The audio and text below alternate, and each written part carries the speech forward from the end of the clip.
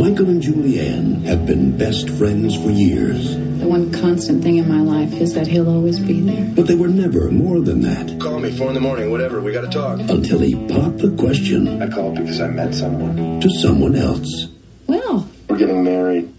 he was in love with me every day for 9 years. Me! I can see why. Look, she has known him for, 5 seconds? I can't lose him, George. I'm a busy girl. I've got 4 days to break up a wedding and steal the bride's father. See the girl with the diamond ring? She knows how to... You know, I've never had a sister. All I've heard is Julianne this and Julianne that. Michael and I were a wrong fit right from the start. He said that too. George, she's toast. The only fear she really has is you. So this means that I have 4 days to make you my new best friend and be my maid of honor? What? Why not? You're practically the best man anyway. I just asked myself, what would Lucio Ricardo do in this situation? Who's that guy? I told him, George, if we're engaged, why be ashamed of it, right? Something wrong. It's just a big surprise. We thought you were a lesbian. We have to talk about George. You're jealous? Crazy George. Personally, I think Mr. Michael's marrying the wrong girl. Just tell him you love him. I realize this comes at a very inopportune time. Marry me. The moment I wake up, before you put on your makeup. TriStar Pictures presents I'm the bad guy. a story about finding the love of your life. Do you really love him? And deciding Was it just about winning? what to do about it. I trusted you. Just tell me why. Why did you trust me? No, why did you pretend to be my friend? Julia Roberts, Dermot Mulroney, and Cammie Diaz. Lovely together. My best friend's wedding. That's our maid of honor. She's from New York. All right. Hello. Hello. Welcome to the show. I'm excited to talk about this one. Welcome back to the show, everyone. Yeah, this is going to be fun. It only took us 110 episodes to get here. Oh, my goodness gracious. Wow. Well, everybody out there listening, my name's Pete. And I'm Scott, and these are the movies that made us gay. Yes, indeed. This is a fun movie. It is kind of the perfect romantic comedy, in my opinion. We'll get into it. I feel like maybe this will be an episode where maybe my mom will finally listen because she Sure. loves this movie. She does love this movie. She loves Julia. Moms love Julia. Who doesn't love Julia?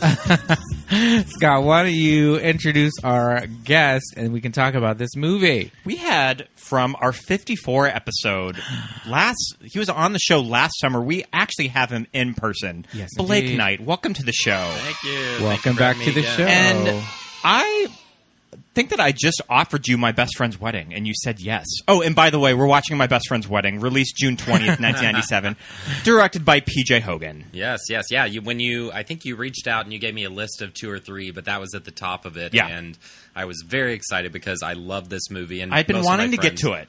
Yeah. I knew that it's a I great wanted one. to get to it this summer, too.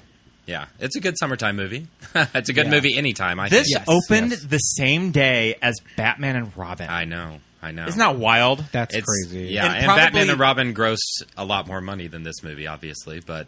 Well, I don't know. I remember we were just watching Julia on David Letterman. She went back a second time, I think when she was doing press for Conspiracy Theory, and they mention it in the interview that it just outgrossed Batman and Robin. Really? Yeah. Okay. Maybe it was within that year. And I know that Batman and Robin yeah. was very front-loaded in its Yes. gross, and then it kind of tanked I afterwards. think Understandably. I think word of mouth for Batman and Robin kind of got around and people just kind of stopped going. Yeah. That's And probably true. Yeah. This is our second P.J. Hogan movie. We did Yes. Muriel's Wedding, and this was kind of his big follow-up to that movie. Yep, a Of few years Muriel's later. Wedding was a big sleeper hit in America, and TriStar in Columbia was just like, we will do anything that you want. And Yeah. this is what they settled on. Yeah, and it's a good one. It's a great plot, and it's such a fresh take on Yeah. the rom-com genre, I Yeah, think. yeah. You know? For the longest time, I would watch this, or I would see this movie and just be like, is that Rachel Griffiths? It's not Rachel Griffiths. She wouldn't be that little tiny role. Is it Rachel? It is. It is Rachel. And then when I realized this time around, I was like, "Oh yeah, P.J. Hogan totally directed this movie. That is Rachel Griffith." Which is kind of why is interesting she in this movie? because Rachel Griffith is such a huge part of Meryl's wedding that you would think that she would have a bigger role in this movie. Well, maybe we can think that they're in the same universe.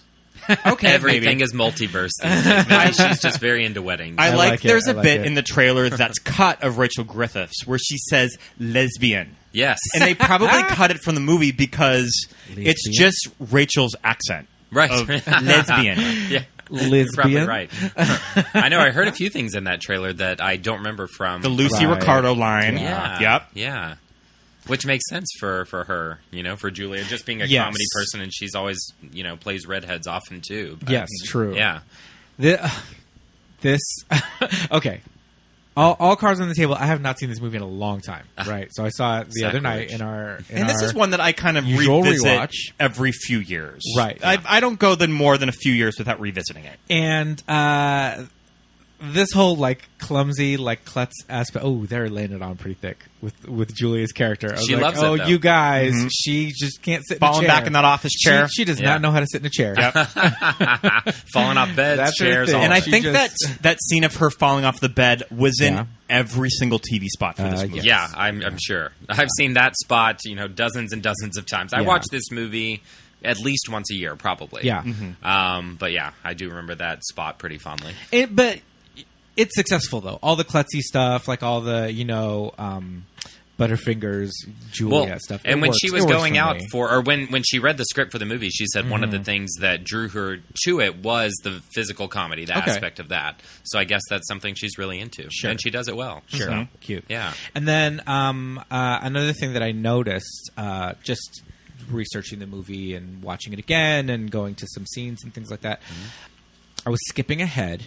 The movie started from the beginning, and I was watching it via Netflix, and I was skipping ahead, and it did that little thing where a little thumbnail is in the center of the screen as you're passing by, and every single flashing thumbnail was just Julia making a different crazy face. I was like, she is in every scene, every single scene of this movie. Is that true? I mean, yeah, I guess so. I think so. I think you're right. Yeah, yeah, practically. I was like, wow, she's used heavily in this, but it doesn't feel like enough.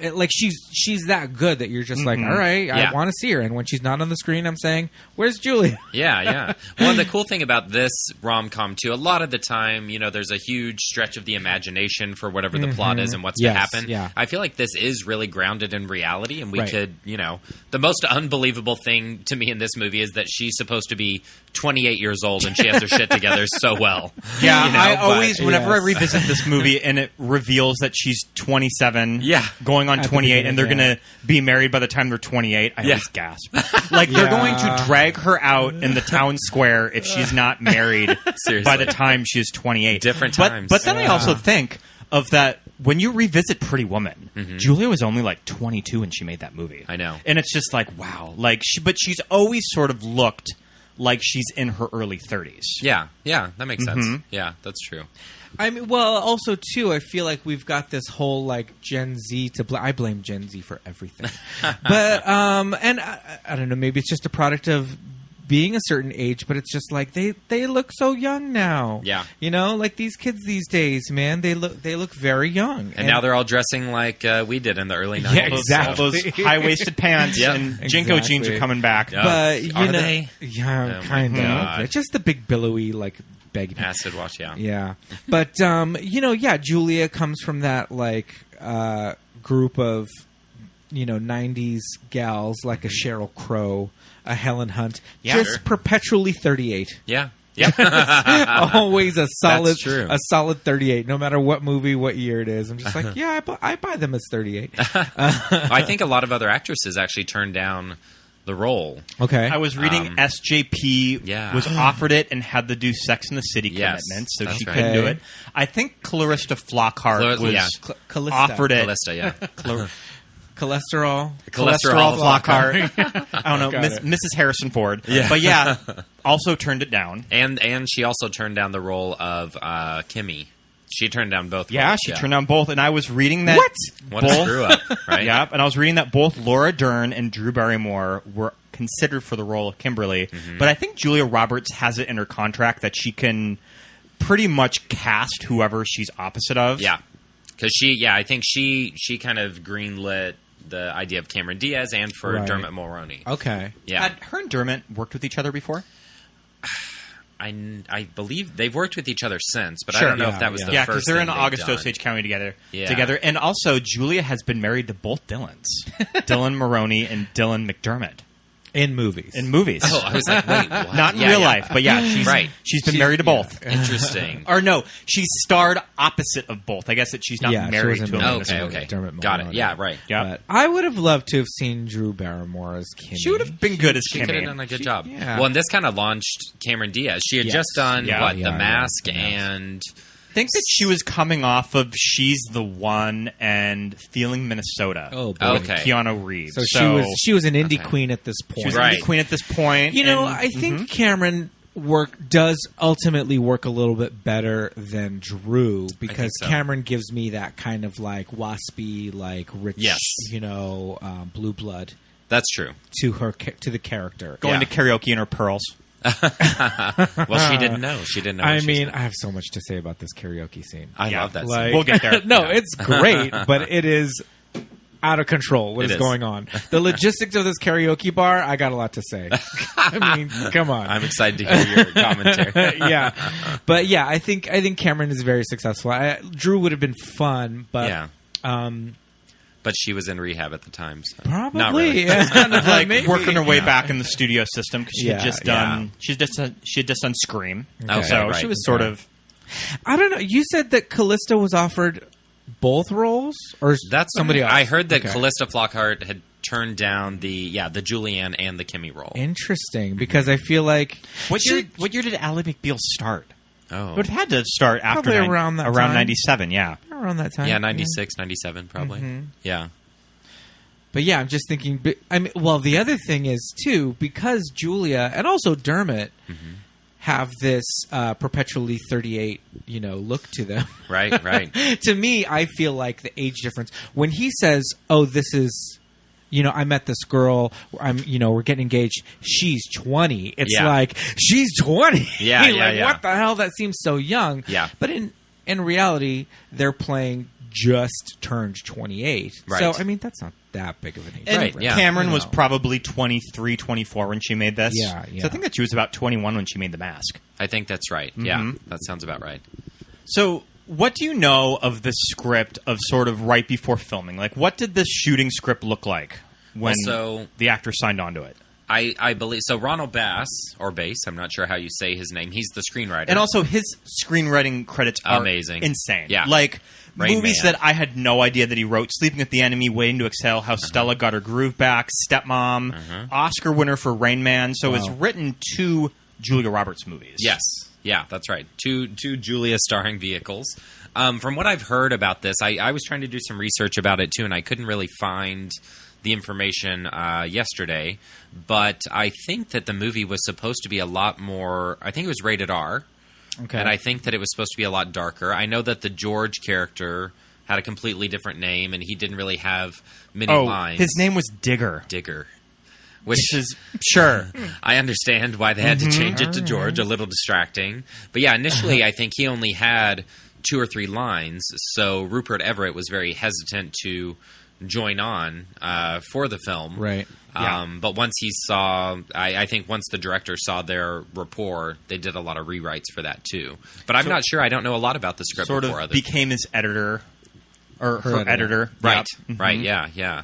And it's so interesting that at this time that Julia Roberts took this role, and also like TriStar and Columbia, that you're making your main character not very likable. Yeah. That she does some pretty awful things in this movie. I mean, she's a villain. She's a villain. but in it the movie. takes someone as talented like Julia to really sell the shit out of it, though. That's true. That's Yeah. true. Although in the initial, I'm sure you guys know about this, but in the initial cut of the movie, so I don't know if we want to jump into this already, but in the initial cut of the movie, the final scene, Right. she finds someone at the wedding who she kind of falls for. Isn't it John Corbett? John Corbett. Mhm. Aiden from Sex and the City. That's sure. right. So crazy. Yep, Probably yep. just playing Aiden. Exactly. Or like he does. As he always does. Yeah, my best friend's wedding, same, or not my best friend's wedding, my big fat Greek wedding. Oh, yeah. Same type of character. Yeah, But yeah, definitely. so she meets this guy after the whole, breaking up the relationship, evil scheme doesn't work out. And I guess test audiences hated that aspect Yeah. of it. They were not having it. No, and they actually, a lot of people wrote in that they wished that the Julia character died. Because they were so upset that she just got away I with want her being dead. heinous. Yeah. Yeah. So they had to do reshoots for that final scene and a couple others as well. That's interesting. That's Yeah. interesting. I feel like I mentioned my mom really liking this movie, and I remember She has at the- great taste. Yes, and I remember at the time. Well, she tells me I'm very handsome all the time. I remember at the time, the two of us thinking, okay, well, we're rooting for Julia. She's our hero. She's your heroine. She's Yep. the star of the movie. She's the So, protagonist. For all intents and purposes, as the two of us, just Joe Schmo movie watchers, we're thinking we have to be on her side because she's leading this movie. Right. Which means to us in our pea brains that Cameron is the villain. Right. Cameron's the one that we shouldn't like. Right. But she comes in playing this role so you can't help but root for Cammie. Right. You're right. And they do such a good job of balancing Cammie as not being a villain because Right. she could easily be like, I'm the 20-year-old, Oh, yeah. I want to change him, I want to do all this stuff. But you Yeah, know, yeah. at the end of the day, you do want her to, Succeed.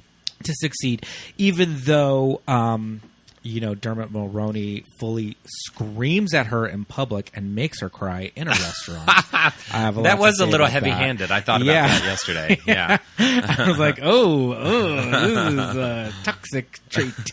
Let's put a pin in this one for later. That's true. But I think the whole thing with the Julianne character just being not really that she's unlikable, but obviously she has her own designs on everything. Right. She's trying to ruin this other character's life, and it's not really warranted, Yeah. right? Yeah. And she doesn't get a happy ending. Right. At the end, and I think that is very unique for a rom-com, and I Oh, think yeah. that's one of Yeah. the reasons this film stands out so much. Yeah, for definitely. sure. Yeah. For sure. I love just the opening of this movie is great. Yeah. Well, are we going to talk about the Ani DeFranco song? Or are yeah. we going to That's what I was go thinking. to the restaurant scene? Both of them are Yeah, amazing. I remember I both was of them kind of are I was really kind of good. gagged when I found out that was Ani DeFranco doing that cover. Me Yes. too. Do you know Ani DeFranco was one of my first big concerts? Oh, really? I was probably like How niche, I feel like. I was Yeah. probably like 15 years old. So Ani DeFranco in Bozeman. Who'd you go with? I went with my best friend. Well, there you go. Yeah. That's amazing. Fun. Did I they remember do this song? She did not do the song. I feel like she wouldn't do this. But on I that remember concert. during the show, the couple in front of us started to smoke weed, and me being like 15, I was just like, we are in public. "Oh my god, there are these people smoking weed right in front of me." Oh my gosh. But yeah, I'm getting the but yeah, Usher. Ani DeFranco first concert, That's cool. amazing. Yeah, that's cool. our first credit like right cool there. concert. Yeah.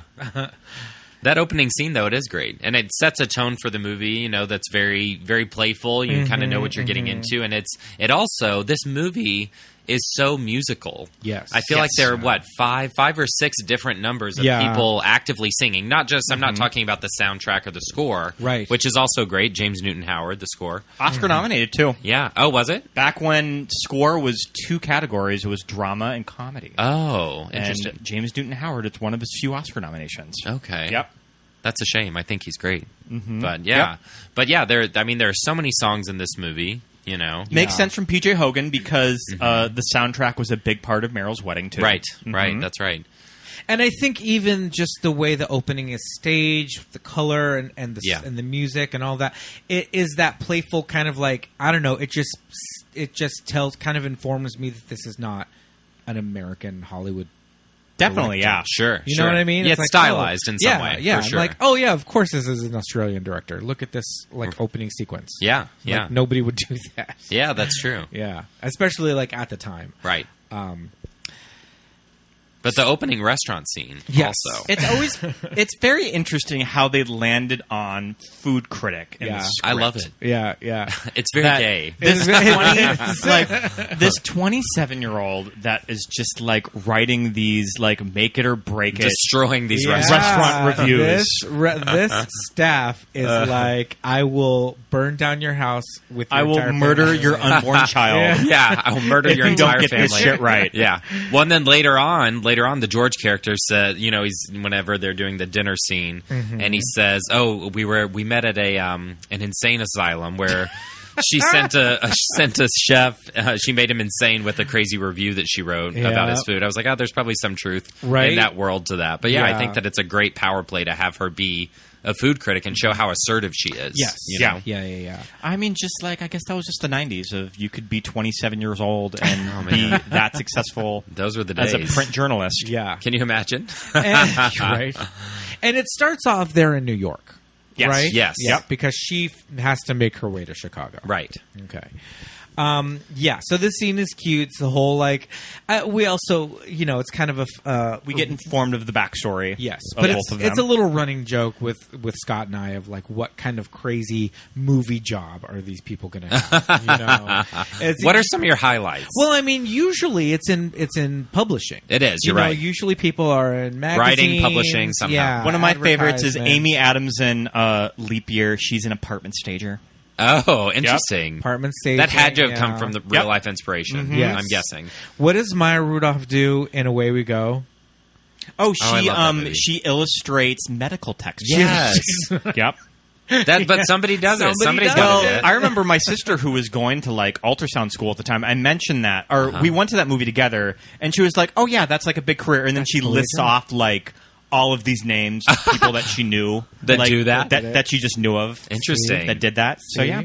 Yeah, niche to us. Maybe it's everybody else in somebody's world. It's a really big deal. Yeah. That's funny. Yeah. But yeah, Food Critic is a good one. It's a good one. And for a movie not to be about food. Anyway, absolutely. Yeah, and you don't see it a lot. Well, I mean, it's not a throwaway Ratatouille thing, but right.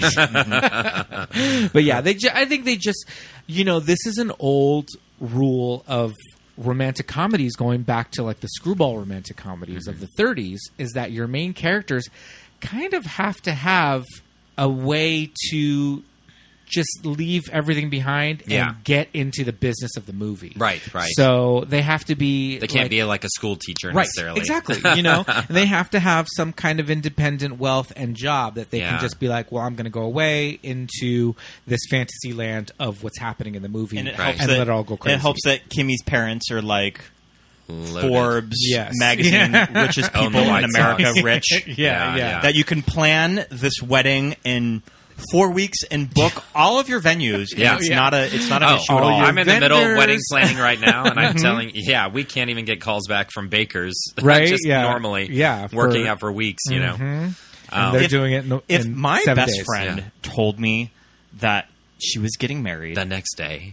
The next day. weekend. It's like, sorry, bitch. And can I fly out and be in your wedding party? I'd be so upset. I would be so pissed. Yeah. And if I didn't know that person at all, I would be so mad. And even Michael in the script or in the movie even says, it all happened really fast. It's a 4-day thing. It starts tomorrow. I was like, you could have given a few days lead time. Bit, yeah. Also, like a 4-day thing. Yeah, that's crazy. Like you have to be like loaded. Does this exist? This traditional 4-day wedding extravaganza? Even for like the mega rich, I don't know. I know. Vanessa Hurley. Is that her name? Right, Vanessa Hurley. That sounds like a person. Wait, is that not her name? From Austin Powers. Elizabeth Hurley. Elizabeth Hurley. Yep. Vanessa Kensington. Yeah, Vanessa Kensington. And she married like a billionaire. rich guy from like India. Yes. Yeah. And they had like a week-long wedding. Well, but is he's Indian from India? Because I was going to, when we were saying is that a thing, I was going to be like, well, I think it is in India. Oh, okay. Because their wedding situation is very like on another level. Right. Like, okay. They fully have like I knew an Indian girl in college, and she was like, "Oh yeah, I'm getting married. There's going to be 600 people." And oh my god! Oh my god! That sounds horrible. Yeah. And their family wasn't even loaded. I was like, "How are you doing this?" But it's the thing where everybody pitches in. It's a whole thing. Oh, okay, interesting. Yeah. Okay.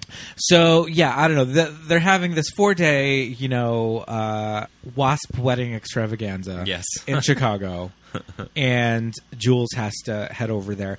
And I feel like it's one of those things where, when she gets the call.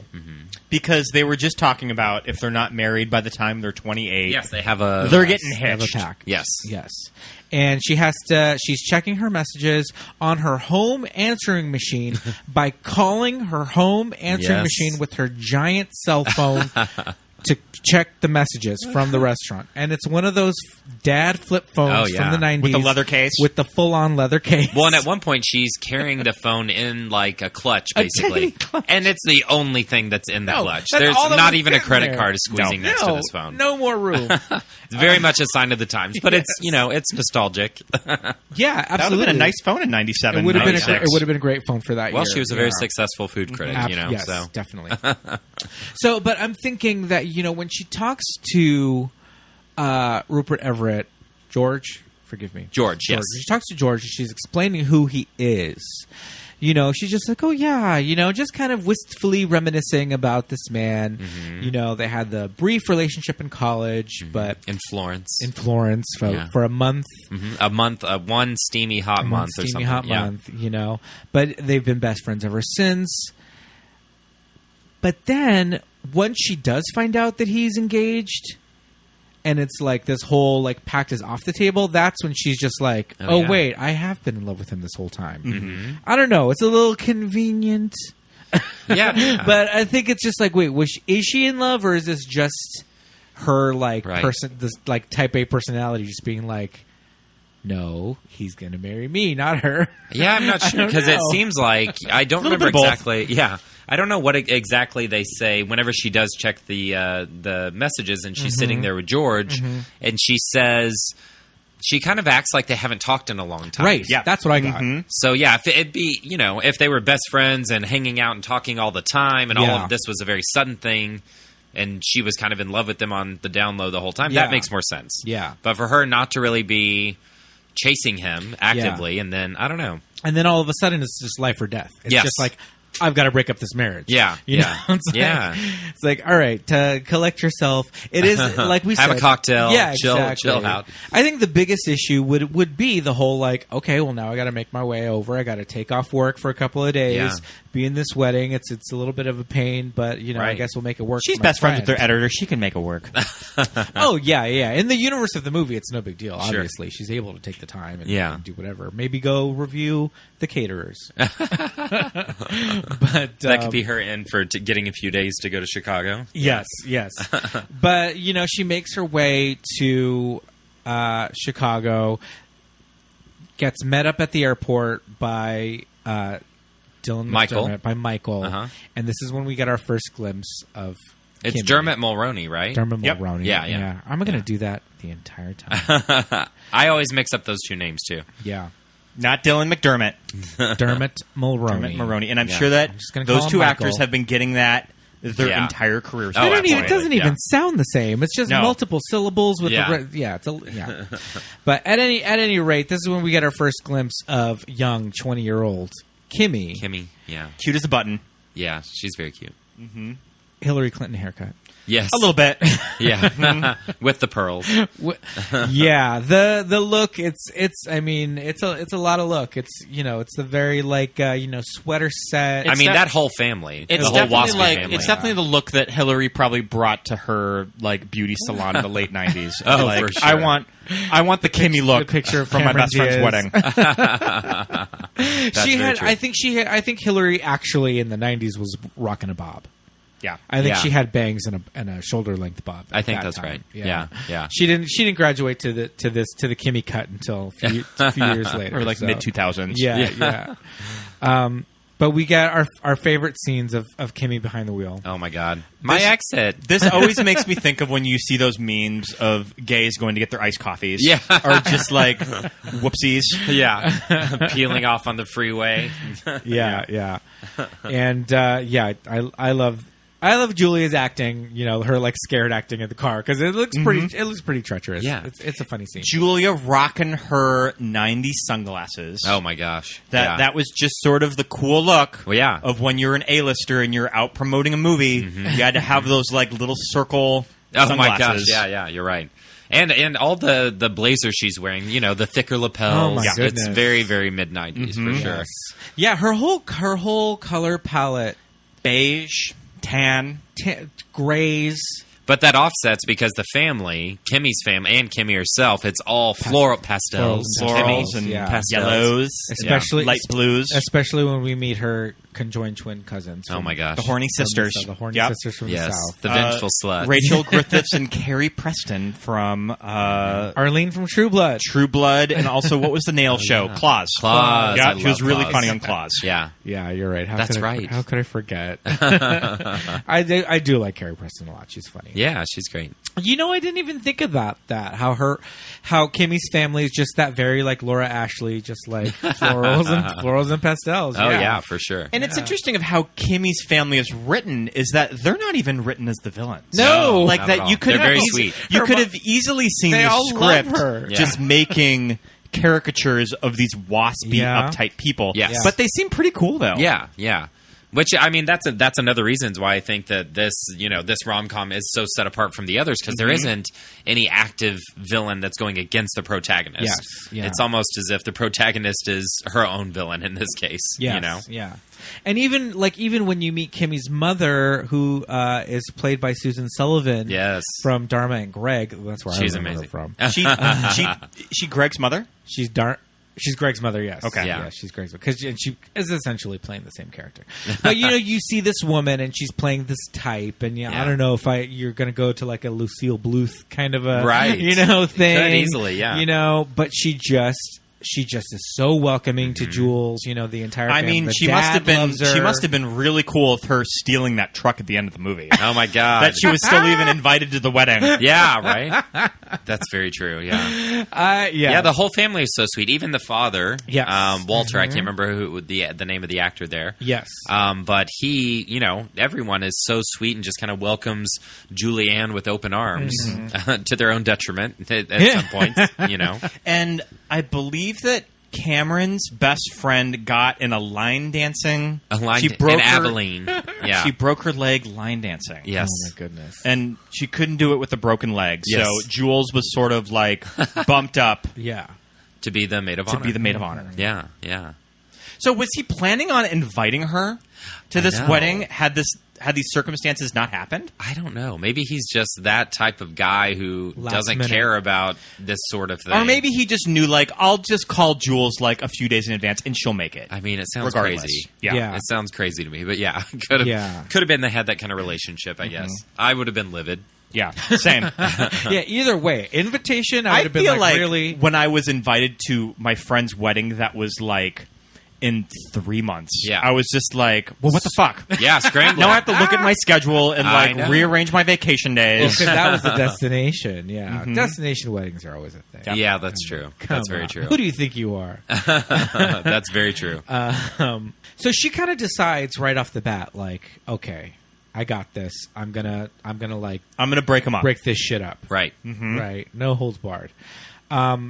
The engagement party is kind of the first place, though, where we kind of talked about how... Well, you get those scenes with Cammie, those great scenes where she's sort of talking about everything that drives her nuts about Dylan. The elevator stuff. The elevator stuff is Dylan. really good. Or...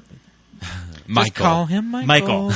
Yeah. Dermot Michael. See, now I'm already doing it. I know. I'm gonna write it on a post-it. We're going to have like a little ding on this show whenever we mistake the two. Every time. Take a shot. Yeah, right? Oh, my goodness. But yeah, so she's talking about all of these things that drive her nuts about Michael, and then it kind of tops the scene off of, well, none of it matters. Right. Because that's him. Right. I threw the list away.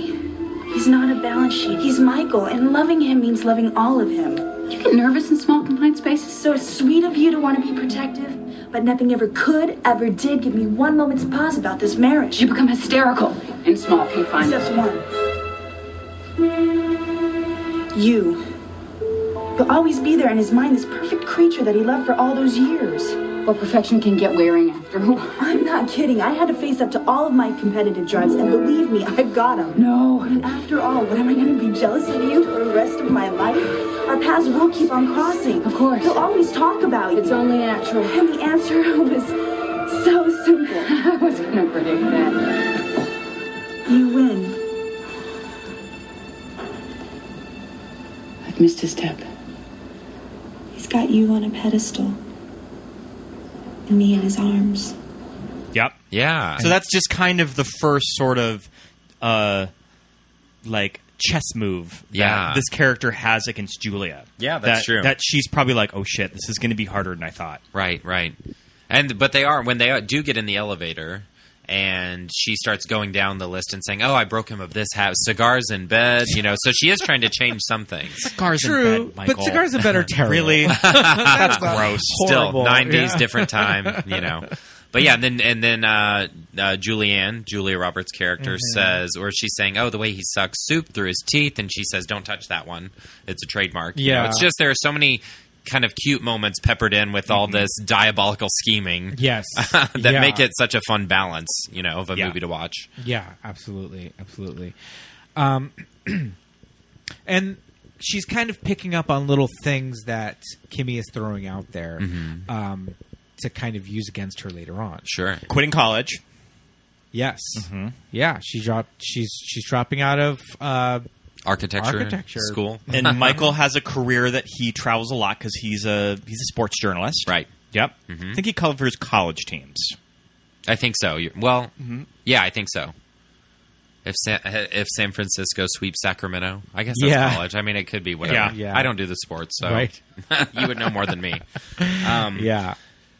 So, okay, we got to get to this karaoke bar. Okay, yes. Because because Cammie kind of throws it out there like, oh, she says it in the elevator about things that they don't like about Michael. And she's just like, oh, he loves karaoke bars. Oh, and she's like, I can't carry a tune. Yeah. So Julia files that away. It's like, okay, we'll come back to this. Yes. This karaoke bar where every single table is filled. And it's with the middle of extras. the fucking day. It's the middle. Who is doing day. karaoke in the middle of the day? Do you know what I would mention this to Pete, that now we're in 2021, like sort of this COVID filming environment. Are you going to see scenes like this, stage like this anymore?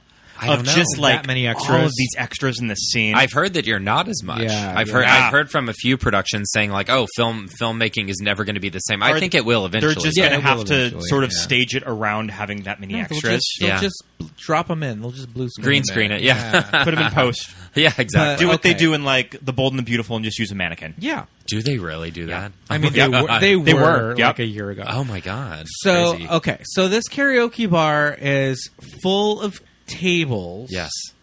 There's no stage. The MC is clearly already wasted, and the sun is out Which and high. I've been out to karaoke in Chinatown, and they bring it to your seat. That was Little Tokyo. Okay. Little Tokyo, yeah. That's kind of cool. So yeah, that is a thing. Well, yeah, but it is rare. It is a novelty, And that's that in there's no and that's in stage, like a hotel bar. and they just give you. I mean, that was one specific, and they give you a mic to do karaoke where you stand. Right. So that's already one thing. Then. Is this woman the MC? I don't know. Is Maybe she the KJ. There's just a drunk woman that's just like, hey, Pinky, I want to hear you sing. I want to hear you sing. Hands her the mic. So, song already picked out. Yeah, she didn't get to choose. You don't get to choose. So this karaoke bar, you just pass the mic Hand to the off the next mic. person, Sure. and then whatever song comes on, it's just karaoke roulette all night long. Everybody gets it. I mean, that does sound horrible. There's no list. I know for a fact that there would be people lining up, going to whoever is the DJ, going, please. I was skipped. We've had friends that have been 86 from bars because starting fights over their line. because the list, like they skipped over entire sections of the list. Oh my god! Like kicked out of the bar. I'm not surprised. Gays or no, these are straights. But just that pissed Surprising. that like they were skipped. It gets a little contentious. Some the people whole- love it. Yeah, They want their moment to shine. Yes, you know? absolutely. But I do know. Do you know about how Cameron Diaz felt about filming that scene? No, I just found out that let's talk about her that. audio or her singing in the mask was dubbed. I just assumed that was her. No, I'd read that too, but I did assume that for a long time, and I was like, oh, this girl's amazing. And she was gorgeous in that movie. Yes. But I'd read that somewhat recently. But I guess when they were filming this scene, she was actually terrified to sing in front of all these people because that's not really her forte. Yeah. Clearly. Works for the character, though. Yeah, but it did. It was perfect. And I guess all of the reactions and the applause and everything were real. Okay. Yeah. And they shot it in just a few takes, I think. So all the fear on her face and everything and the other people's reactions were real. For you, it's a crime. Go into a movie. All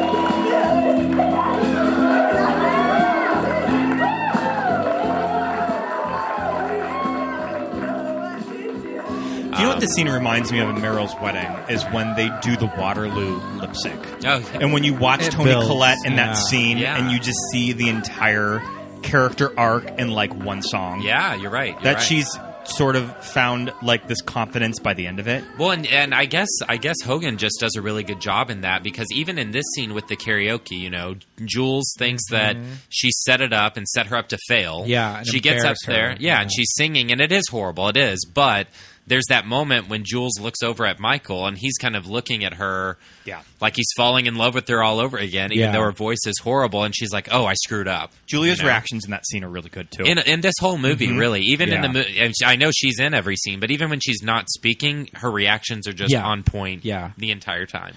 I do love, though, when, you know, Cammie starts to sing and it's bad. Right. And there's just, like, some ADR in the background. Just like, you stink! Yeah. Like, somebody actually is, like, heckling her. Yeah. It's Dusty Springfield, right? Yes. Yeah, and that's another thing, too. I'm like, I know that song, but I would not be able to. I would be able able to. to. The words were on the screen. But even with the words on the screen, if you don't know it well enough, the only reason that I know it well enough is because of this movie. Yeah. So yeah, you're right. Yeah, you could call Scott and I and our friend group karaoke connoisseurs. Back in the before times, we would do it lots. That's awesome. Yeah, and so that's why I'm just like, oh, this scene, hilarious. But yeah, if if it's one of those things where you're like, I kind of know this song, I'll try it. Then you go up there and you're like, without the backing track. I've definitely been there. Yeah. I think we all have, yeah. Yeah, and then also it's that thing, it's like, even if somebody is role terrible, nobody cares. Yeah. Everybody's just talking. Everybody's talking. They're not paying attention to you. That's very true. So it's like, it's embarrassing, but it's not like nobody cares. True. Nobody's heckling you at a karaoke bar. Can we too? I do want to go through all the songs that are sung in this movie. Yes. Can we do that? So we talked about the opening. Yep. Yeah. Which is the Wishin' and Hopin'. Annie DeFranco. And then, what's the next one that comes? Probably this one, the karaoke one, the Dusty Springfield. Yeah. And the thing is, it's the director uses the songs to forward the plot in some way, or to give you a sense of what the tone of the scene should be. So then, obviously, they have the famous dinner scene with the lobster claws. The Dionne Warwick Divas Salute. Yes. Yes. And I mean, I'm also a good sucker in a romantic comedy of when you start singing a song and the entire room joins. I will say that happened to me in person one time in real life. Oh, wow. What was it? My goodness. It was horrible because it was a church song. I'm from Texas. It was a church song, but the entire restaurant, which was a horrible, after church buffet situation, everyone started singing this song, and it was so bizarre to me. Yeah. But yeah, I've never been in a restaurant otherwise, like a formal sit down place where people just broke out. I think that'd be great. I've been somewhere where songs are playing on speakers, and then everybody's just starts singing really loudly. Sure. That happened at City Walk once, and it was like, I feel that like makes sense. Though it was at City Walk, and I feel like it was like Buddy Holly. Oh, okay. Interesting. I feel like it was like Buddy Holly was on one of those patio restaurants every day or something, and people just started singing Weezer, just like Buddy Holly, the song Buddy Weezer. Holly, sure. not actual Buddy Holly. I remember the soundtrack being huge. Yeah, I think it was. I feel like it kind of introduced Dionne Warwick to just a new generation too. To me, for sure. Mm-hmm. Yeah, I think that's true. Yeah. We were laughing that the other Masterson brother. Oh, yeah. that he knew the lyrics to that song. Oh. That we're just like, I'm like, where does this he kid does not know the lyrics to song? that song. I know, I guess. Enough to just sing it without a backing track? I mean, that one is more mainstream than Dusty Springfield, I True, think. yeah. Well, yeah, definitely. Yeah. But that scene's amazing, and it serves to kind of put George in an odd position. And I think after that, once Rupert Everett came on set and the director saw what great chemistry he had with everyone, they kind of we wrote have that to scene. write you into the second act of this movie somewhere. Yes, yeah. Mm-hmm. Okay, so that scene was not in the original script. I don't think so. Wow. Okay. I've never been able to find the original script. I've looked for it right. many times. I would love to see it. Yeah. But I mean, that's an iconic scene, though, for it to be just like kind of. Well, and also plugged in they there. released that on the soundtrack Yeah, too, yeah. which is so interesting. I love that. I think that's great. Oh, like the vocal of the cast singing it? I mean, Oh, it's a okay. little like studio sweetened Well, up, but yeah. Yeah. And then, so let's see, what other songs do they do? I love one of my favorite scenes in any movie, honestly, and it's just really heartbreaking, is the scene where they sing "The Way You Look Tonight," Right. and they're on the ferry. In Oh, I'm glad Chicago. that you mentioned that.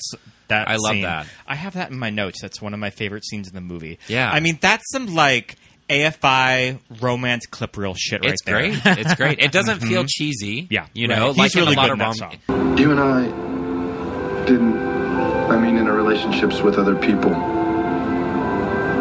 we didn't use the word love a lot, did we? Cammie says if you love someone, you say it.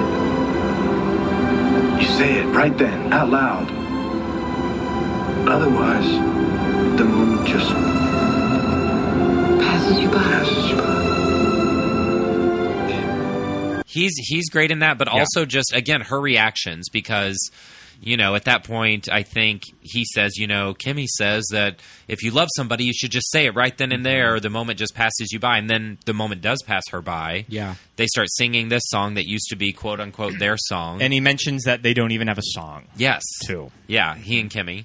And then they start dancing while he's singing it, and she just starts crying. And it's so heartbreaking because there's real feelings there, and you're like, oh, she's not just a malicious villain. She's actually in pain. And you get those beautiful shots of the Chicago skyline on the boat, too. Mm-hmm.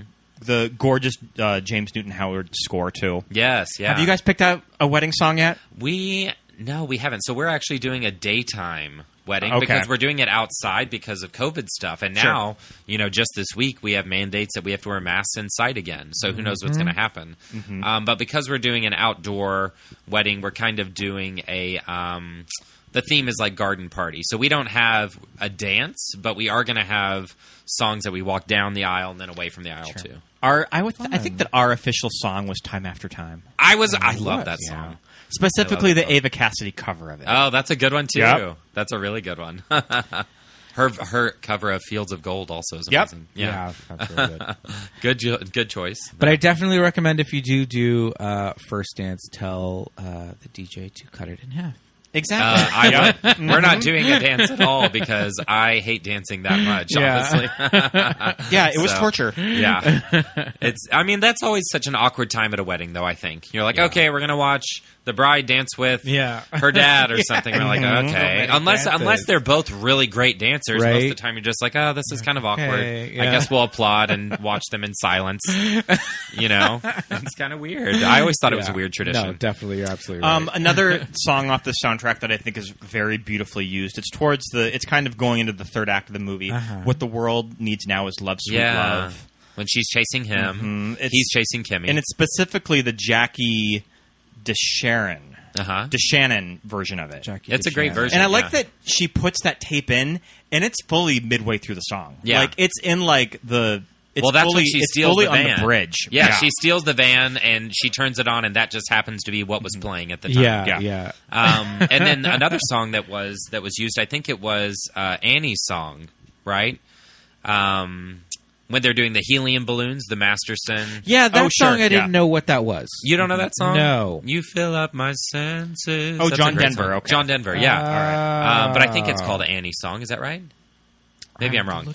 Why are these teenage boys singing John Denver? It's weird. In the 90s. And when I was watching it last night, I was like, this is very odd unless they're gay. And I was like, well, that one does have a diamond-studded earring, so he might be. But I love that use of singing in a natural way. Mm-hmm. Yes. Not that breaking out at a dinner table in a crowded restaurant is natural, but it's such a fun little ploy to use in a movie, I think. Especially one that's fun like this. Yeah.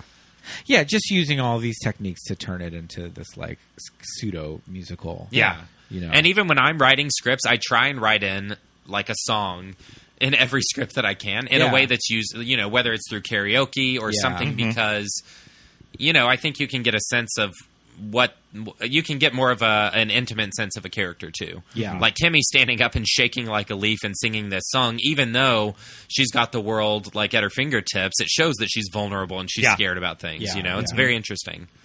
I mean, that's the other thing. If I'm in a karaoke bar and I just hear like some horrible warbling coming from the stage, and then I turn around and the woman looks like Cameron Diaz. Yeah. I think people are going to give her the benefit of the doubt. Attractive people get away with a little bit more. I have to. I have in my notes in that karaoke scene, Julia orders margaritas straight up. So just the mix. I mean, that's not what that is. That means. just a. Well, is she just ordering a margarita with the mix? No, I think she's without ordering ice? it like just not on the rocks. Not on the rocks. Not on the rocks, but also not blended. Because when I was a bartender, it was either on the rocks or I guess blended. I guess that it's probably just chilled margarita mix. Yeah, and just like stirred. Yeah, she doesn't want. She's a pro. She's a food critic, right? She doesn't want it watered down. So get rid of those ice cubes. It's a margarita, but it is kind of odd. Yeah. I thought that was an odd. Yeah, I thought that was an odd drink order. Yeah, it was definitely. Well, the other thing too is that when they're getting the dress fitting. Yes, I love that dress. By the way. It's a Fritz Bernays. When she, it looks like it. It looks like it. They really are the best. Yeah. When she's in this lovely, lilac dress, and she's like, "Oh, do you want this one or do you want the?" I forget what the other option is. Yeah, it's lavender and daffodil. Lavender or daffodil, and she's like, "But shouldn't I be wearing the same dress as the other bridesmaids?" And she's like, "Oh no, you wouldn't be comfortable unless you stood out." Yeah, and she goes through this whole thing about jewels. Which the rest of the film she's wearing beige. So. This is what I'm saying. I was like, she doesn't seem like the what type. a trailblazer this character is with her wardrobe. But I think it's just this that's the character. Like you said, she's a food critic and she knows what she's doing. And, and I think they just she's very confident. Yes, I think they just try to illustrate at every point that they can that she's not like other girls. Yeah, that's true. Yeah, and she's just a little bit more, extra. Yeah. Speaking of sort of character props that you don't really see anymore in movies, and I kind of a little part of me misses stuff like this is Julia and her pack of Reds. Oh yeah, and her cigarettes. These Marlboro Reds. You never see that in movies now. These cowboy killers that she's smoking. And I like that Jules just smokes Reds. Oh yeah. Yeah, and Shane smokes them. Yep. She's nervous. Yeah. She's very stressed out. Yeah. I remember once when I got cigarettes from a vending machine in Vegas, and I brought back Reds. I was like, and you're why did you buy these? You trying to kill me? I do think that she really only does smoke when she's heavily stressed, because she could be just like chain smoking throughout, and she's not. But it's just like she smokes with Paul Giamatti. Yes, one of his earlier. I mean, it was before he was really well known. But that's he has a cameo. Yep. I was like, did they go on to work on something else when he was like a more of an A-lister? Because I wonder. I don't know when he got his big break, but 97. I guess he was still. I mean, he still had a lot more hair. Yeah, and he's playing a bellboy. He's. That was interesting when I caught that. You know what's really hard and takes me out? I like, even the cell phone, seeing the cell phone and how dated the technology is, but something that always gets me are the internet browsers. Oh, I was going to say the computer interface. The email that she it's like send to, and you just put a first name. A name! It's that email address, and she put his name and title. Yeah. I was like, that's not going to go anywhere. Not how it works. That's not how an it works. email address. Yeah. That's like when Britney Spears around the same time came out with the song that was "Email My Heart." I was like, I don't think you understand the technology. Yeah. But well, I always, and then you click it, and then it folds up into a little letter. The and little sends animation. into the stratosphere. That was not happening. Do you want to save? Yeah. The animations on like in sending an email that was not happening at that time. I don't remember that. And also just sending out saved emails to your assistant. Yeah. That's interesting. Was Very that ever bizarre. a thing in the 90s? Why need the Why middleman do there? it? Yeah. Why? I don't get it. Who knows? But- Maybe the assistant is the one who's like looks up the actual person's email address. Like, oh, There you go. This idiot Yeah. put Walter so and so CEO. Let me fix it. Yeah. Yeah. Let me put the actual address. No, yeah, that killed me with the name and his title. I was like, Although when she did that, when she wrote out this email, so in the movie, she's writing out an email. She knows that Michael doesn't want to leave his job. And this is really the moment where you, the viewer, knows, She's going too far. This bitch is Yeah. crossing the line. Yeah. Like, this is too much. It feels very heavy. But then when she saves it as a draft, that's what saves her a Right, little bit. right, yeah. She's like, oh, I just want to. And gonna show him. she's doing a monologue and talking to herself here, which is the only time she really does it in the whole film. But she kind of has True, to. yeah, for you the have to, she's yeah. like, oh, well, I'll Nobody's save it as a with her, draft. yeah. Typing out your email and and saying it. Yeah, as you're saying doing it out loud, Yep. and then I'll just save it as a draft, and maybe Michael will see it, and then he'll Yeah. be really upset, But then the assistant sends the emails at the end of the day, as assistants did in 1997. you know, they had to do something. Yeah. So, but I think if she had been the one to maliciously push send, that would have sent Right. audiences past the brink of return. Yes. Because she's doing all these horrible things the entire time to do whatever she can to throw a wrench into this relationship. Yeah. I feel like her only card that she has to play. Is that a right analogy? That's right. Okay, it's not Yeah. a sports one. Her only card, her only leg that she has to stand on is this thing about the job. Yes. And, earlier on when she was trying to convince Cammie, maybe you should go back to school. Like, maybe you should, convince him to work for your father. And be knowing that he stable. doesn't want that. Yes. Yes. Yeah. And so I feel like it already backfired once when when, he Kenny brings it screamed up. at her at the Yeah. table Yes! in the crowded restaurant. So Let's talk about harsh. that a little bit. And it's We have and to it's talk not about that a and it's little not one bit. of those things of like, I don't know about this idea. Can we talk about this after we get married? Yeah. Like Yeah. when we're not like there's company sitting at the table, we're in public. Like I know Yeah. it's just Jules and she's like family or whatever, but still. Yeah, I'm very Woo. much a person who's like, hey, behind closed doors, Yeah, let's people don't need discuss to know these all our things. business. And No. he very gruffly is like, I'm not good enough. Yeah. Screaming at her, and she starts sobbing. It's so bizarre. Oh. And like pawing at him because he gets up. Yes. At one point he stands up and she's just like, Yeah. no, never mind. Never I'm mind. sorry, I'm yeah. sorry. And she apologizes to him. I know. It's Yeah, crazy. you would have to rewrite that scene a little bit if you're making this movie now. Well, and it is. It's misogynistic, but also this same Ronald Bass also wrote Entrapment. Oh, with Which I Catherine used to love. Zeta-Jones and Sean Connery. Connery. Sure, I haven't Okay. seen that movie 40-year difference in or a so. while. Well, I'd be I curious watched of it. how that one holds up. It Yeah. does not. Oh. The misogyny and I'm not even one who is, I don't look for things like that, yeah. and I don't really scrutinize when people say, oh, well, this scene, this happened and we Right, should yeah. cancel this movie. But Sure. this movie, the misogyny was so thickly Well, and also laid just Sean Connery, may he rest in peace, has Yes. always had a very complicated relationship with women. Oh, yes. Yes, and he has. everything. You can see that Playboy interview that he did. Yes. And the interview with Barbara Walters. Is that who it is? I think so. Have you seen that? When she think brings so, up yeah. the interview and Yeah. she says something like, "Oh, I've heard that you think it's okay to slap a woman," and he's just like, "It is. if I've said my piece and she keeps going, sometimes that's what she needs." I mean, yeah, it's very goodness. heavy-handed. Pardon the pun, but yes. I remember being disappointed when I saw Entrapment because the much publicized scenes of Catherine Zeta-Jones sliding underneath that laser beam. Yeah. It was yarn.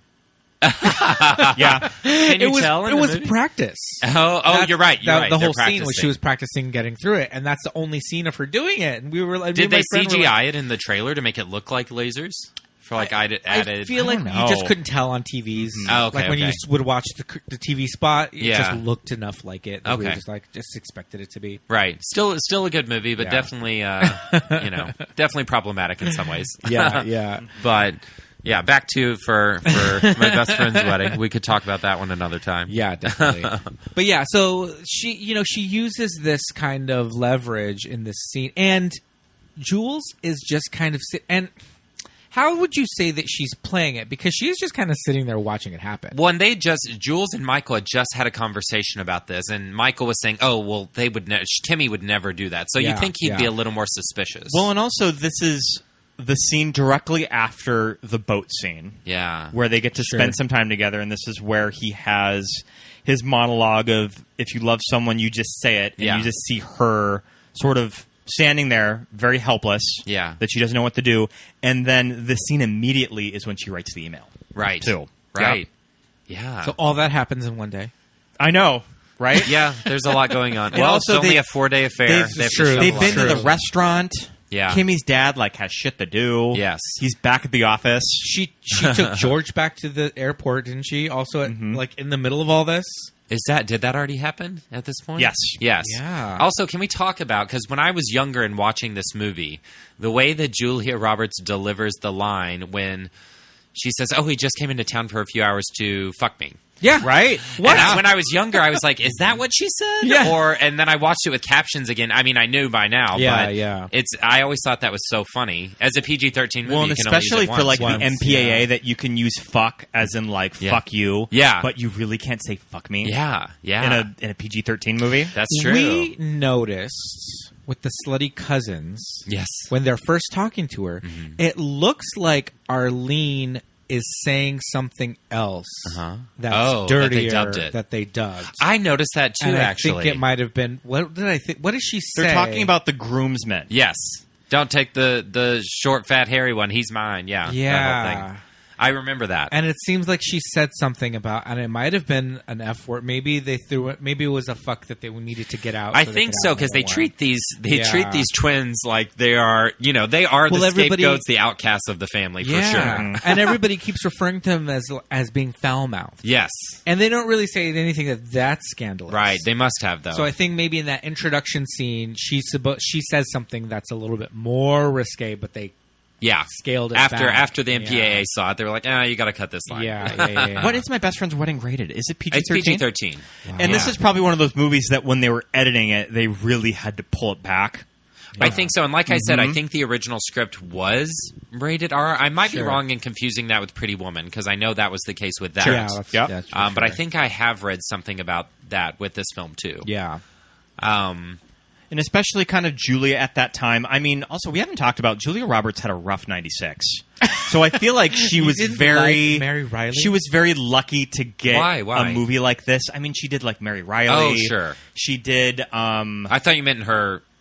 actual personal life, professional life. Gotcha. Just sort of her movie career at the time. She had been in a Woody Allen movie that not a lot of people talk about. Oh. Everyone Says I Love You. Oh. So it's just sort of, I think that she just really needed a massive hit. Yeah, so they just probably felt that we need to pull this movie back to get a wider audience that can see it. Yeah. That's probably true, actually. Because I think, what was her biggest hit before this one? Pretty Woman, and what else? Sleeping with the Enemy would have been before this, but I don't even think that was as big as this was. It was a moderate hit, but not nearly as big That's as more this. of a niche genre, too. Yeah. The whole wife beating. Yeah. It's hard to watch. Yeah, and I think this kind of started, this era of Julia in these...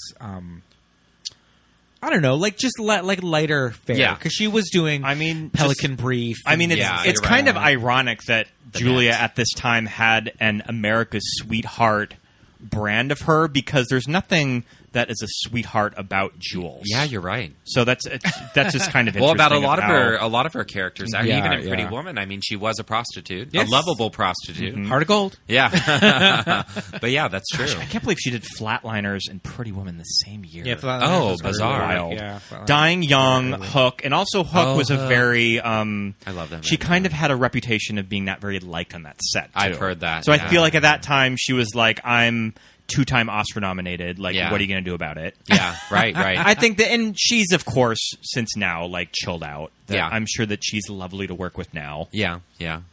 I like to think so. I love her. Yeah, and everything. Yeah, Notting Hill. I love Notting Hill. Yeah, that, and also that was Julia's 99. which was Right. Notting Hill and Runaway Bride. Yeah, Yes. that's what I'm Two saying. Like this kind of massive started hits. off this like Trajectory. yeah, Yeah. And then that type. wasn't that it kind when of a she movie. signed on to Erin Brockovich, she was paid something obscene? Oh, I thought she got $20 million for Aaron Brockovich. 20 million or something. Wow. I'm not surprised. Yeah, Mhm. I'm pretty sure that was the thing that it was. She was the first. Wasn't she like the first woman to get Yeah. 20 million? Wow. I mean, and On then a got her movie? Oscar. Yeah. Yeah. Yep. Well deserved. Yeah, she's Yes. great in that movie. Yeah. So, there's this whole like mishigas about, the job and the, working for Kimmie's parents and all that. We've got the big blow up at the restaurant. But then what happens in the hotel room when she like Well, I think that's also after she Which that's part? after the hotel when he shows up at her hotel room. and- Michael? Yeah. Oh, that's because of the email. Yes. Yeah, okay. And he gives her the ring to Yes. keep. Yeah, and yeah. she's still keeping it on the DL that she's the one who wrote the email. Yes. And I think, is that when he gives her the ring, or that might be earlier on? She has a ring already stuck on her finger. Oh, it's at stuck that on her point. finger. Yeah, and it also, gets stuck on her finger. At meanwhile, the George office. Rupert Everett has given her the advice of you just have to tell him. Yes. And I'm kind of thinking, me as the gay best friend Uh-huh. of Oh, somebody that I care deeply about is my best friend. Sure. I don't know if I would give I'm like, don't tell him, bitch. this person that not advice. tell of that, him. you know, I think you just need to throw in the towel, Just, girl. yeah, come home. Like, you are never going to Come tell this to home. him. Tell me you if got you tell this diarrhea. to Well, him, but George, Yeah. I think George serves, which is really interesting that they have the gay character. He's really the only voice of reason through Right. the whole film. Yeah. Yeah. And he even changes his tune later on. Like, yes, initially he's saying you must tell him, but when he realizes that the second how time, far along it is, the he's like, second time "You're that she done." leaves Yeah. him the crazy voicemail Yes, when he's in a, Which is a room of when he's in like a room full of people. of Yeah. queer academics. Yeah, yeah. Also, isn't this scene where does she? Okay, she first calls him when he's at the dinner party. Yes. And then he shows up. And is this how kind of we thought our lives would be like when we got older? Is having dinner like your parties your gay future. with I mean, I try to do that as with much people as like I can, this. There you actually. go. Not with people like that, though. Well, I kind of want to talk a little bit about Rupert Everett being the out actor Yeah. in 1997. and has been Right, very you vocal know. of that. I was very forward of being out, and it did cost him a lot of work. He still Yep. says it. Yeah. Mhm. I think as recent as 2020, he said that he advised a lot of younger, queer actors to stay in the closet Right, because it right. can impact their work. Right. Yeah. Well, also, bad plastic surgery can. Oh well, now But that'll also deter. Although some we job were offers. looking at his hairline in this movie, and it does look like he's wearing a piece. it looks like Oh, I wonder. plugs or something. But Yeah. okay, so it's 1996. This tall, handsome British, character actor. yeah. It comes out, and I'm high school. Is that when he came out? in Well, I don't know if 96? it was when he came out. I think he had but come it out was- before that. I think he yeah. came out before that. But I yeah, get what you're you're right. saying. You're right. Yeah. But yeah, it's a huge movie with Julia Roberts. Sure. And he is the gay best friend, which wasn't even a and saying actually back is then. called out as being gay in the Yes. script Yes, too, which is a big multiple deal. times. Yep. Yes. And me, a high school student, like in the closet, not sure what's going on with my sexuality, Sure. whatever. I see this man and I'm just like, oh, holy shit. Yeah. This is like a fucking game changer. Yeah. I feel like I feel like at the time I was like, ooh, and he's like so handsome, and I'm like, was he so handsome, or was I just like that's all we had? So I mean, I think to me, when I watched it, I don't know how old I was in 97. 97, I guess I was only 10 years old technically. Yeah. I don't know. But I've watched it almost every year since then. Yeah. But when I watched it and I saw that character, it wasn't even for me as much as thinking, oh, he's handsome, which he was. Yeah. But it was more that he was just really fun and Yes. he was pragmatic. Yeah, And yeah. he was kind of like The Rock Yeah, in the yeah. film. And I was like, oh, this is great. Yeah. And I think on a subconscious level, I could identify with him in some way in a Yeah. way that was positive because Yeah. gays have been portrayed very villainous in the past in lots of films. Yeah. So this was refreshing. yeah, or just especially in a romantic comedy, they can just be The fall man or something. They're the butt of the Yeah. joke. Yeah. Absolutely. And he really wasn't the butt of the joke. Anytime jokes were to be made about him, really, he was the instigator. Yes. It seemed like. He would Yeah. beat them to the punch. Yes. Yeah. And then go Yeah. over the top. Yeah. Like when Michael is acting weird because Michael Michael obviously knows, Yeah. like, he's gay, Yeah. he immediately says it. Yes. Yeah. He was like, Yeah. "Oh, I always thought you were," and he says, "Gay," and then just does this insane laugh. Yeah. You know, it's so good. And then when he's telling the story again at that dinner table, telling my about when God. he and Juliet, quote unquote, met and in a psych ward. Meeting someone who's gone crazy and thought they were Dionne Warwick, I guess is Yeah, what it was. yeah. I mean, there's so much gay peppered in there that it's just comedic that he's trying to play the straight man at that point, literally. I love when Arlene, when somebody says, "Who's Dionne Warwick?" Oh, Yeah, the Whitney brother Houston's says, aunt. "Yeah, who's Dionne Warwick?" Says, "Whitney Houston's aunt." Yeah, Because they're from Nashville, right? So they have that accent, too. He was also BAFTA nominated for this movie. Who's that? Rupert. Oh. He was also Yeah. BAFTA and Globe. Yeah. Oh, wow. That's awesome. So for me, for being like a teenager at the time, I feel like this movie really was kind of iconic because, like I said, it was kind of a big deal. You know, it was for a sure. big deal that, you know, he's this gay actor playing this gay character in this huge movie that people loved, that my parents loved, Yeah. that everybody went to go see and talk about. And like we said, he was a positive character, you Right. know, and all of that. And then like a couple of years later, he like became best friends with Madonna. Oh, And we're there's obsessed. all, Have like, you ever Madonna seen? Rising. It was around the time Madonna was doing press for what's that bullshit For Ray of movie? Light? Oh, well, what's that bullshit movie? something Which about her one? best friend, the one that she did with Rupert Everett. She has a kid with him. The next best The thing. Next Best I haven't Thing. seen that. So Okay. in this is it MTV or VH1? It's VH1. Okay, VH1. So they're tracking down all of Madonna's old like apartments It's and called- hangout spots. It's called Madonna Rising. It's a documentary. It's an hour long, and it's It's her on YouTube. and it's Yeah, her my and God. Rupert in a limo, and they're driving around like the village, and it's just Madonna just like walking into like bodegas and asking the people my God, there if they amazing. remember her. Do you remember me? Do you remember me? And this was right when Madonna started getting like the British accent. Oh, God. So That and it time. was all Oh, of she these, was hanging out with Rupee. That's why, yeah. and just like busting into these New York apartments that she used to live. Yeah. Like, just like And these How like bizarre. and these kids kind of like are they squatting in this apartment? And they're just like, and Madonna just walks hey, in. Oh my yeah, God. and she's like, "What's up? You live here? I used to live here." And they're like, "Yeah, like, Yeah, you want some Madonna. weed? Yeah, like Oh my our God. floors are disgusting, but hey." Anyway, so things haven't changed much, really. Hi, guys. Do you remember me? No, but do you remember me from when I used to live down the street? Swear you're not just saying that? Okay, who am I? Oh, you know. Yeah, That it's is hilarious. amazing. It's pretty wild. It's on YouTube. Look it up. It's called Madonna Rising. Okay. Listeners. And she I will definitely watch that refers one. to him as You should. Rupee. Rupee. Rupee. Yeah. Oh, she calls him that? Does she call him Rupee or does Kathy Griffin call him Rupee? I don't know. Oh, no. Kathy Griffin funny. talked about it in one of her stand-up acts. Oh, though. yeah. funny. Yeah. So for me, I feel like this movie was very much like this touchstone. Yeah. It's kind of a turning point in kind of like gay characters and One around acceptance that of time, them. too, is Yeah. kind of when Will and Grace came out. Yep. Either that year or the Yeah. next year, I The think. next year, yeah. 98, maybe, when it first came out. So I think, yeah, Yep. not that this started that motif, yeah. but there was obviously some kind of shift in the zeitgeist. Yeah.